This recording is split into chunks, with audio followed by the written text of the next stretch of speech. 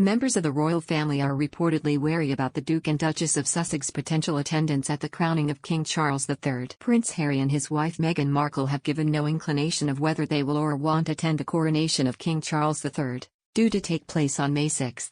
Since the revelations made in their six-part Netflix documentary, and the brutal honesty delivered by Harry in his memoir, reports have suggested that the royal family have concerns about the Duke and Duchess of Sussex attending Charles' big day. Despite this, it is widely understood that Harry and Meghan have been invited to the event and, according to some royal commentators, the US-based couple would regret not jetting across the pond to see the king crowned.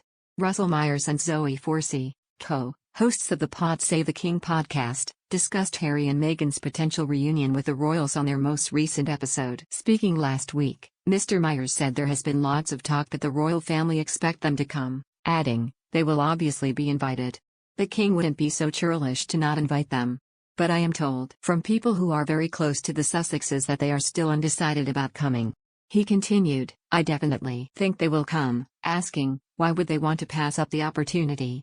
The Daily Mirror's royal editor recalled, however, a conversation he had with an insider who claimed nothing has changed for the Duke since he sat down for several media interviews last month. Harry insisted he wanted a sit-down conversation with his family, specifically his brother and father, to address the tensions between him and his wife and the rest of the royal family. He wants apologies, he wants reconciliation or at least willingness to reconcile, Mr. Myers explained. And while that isn't forthcoming, nothing has changed. He added, but, as far as I'm aware, they still haven't a summit, or those serious conversations about everything. And I don't think they will be too forthcoming before the coronation, but I definitely think they will come. I can't imagine for a second that they would pass up the opportunity to be at such an event. Miss Forsey agreed, saying, regardless of what the tensions are now, it's such a historic event. If they don't go, they will always have that regret that they weren't a part of it. Their comments come after reports suggested that the Duke and Duchess would not attend the coronation if they were greeted with the same awkward tension as the late Queen Elizabeth II's Platinum Jubilee celebrations in June and her funeral in September. Mr. Myers argued, that puts them in a pretty awkward position because I reckon it is going to be the same. There are several members of the family who are still very deeply hurt and think that Harry and Meghan shouldn't be at the coronation. They don't want them there because they think it will just turn into a complete circus. The commentator recounted the day of Queen Elizabeth's death when several members of the royal family traveled together to be with Her Majesty at Balmoral. While Prince William, Prince Edward, Sophie, Countess of Wessex, and Prince Andrew all flew on the RAF jet, Harry was forced to travel alone. In his memoir, Harry explained he chartered a plane out of Luton having heard nothing from his older brother. He wrote, as the plane began its descent, my phone lit up. A text from Meg. Call me the moment you get this. I checked the BBC website. Granny was gone. Upon arriving at Balmoral, the prince was greeted by his aunt Princess Anne. According to the book, Harry did not see his brother or father during his brief trip to the Scottish residence, and he and William barely exchanged a word during the funeral. Mr. Myers said, there were absolutely no pleasantries from his family. And this is before the book, so how can it not be the same? They don't want to welcome him with open arms. There are people who are very wary of Harry and Meghan, and so the issue still remains.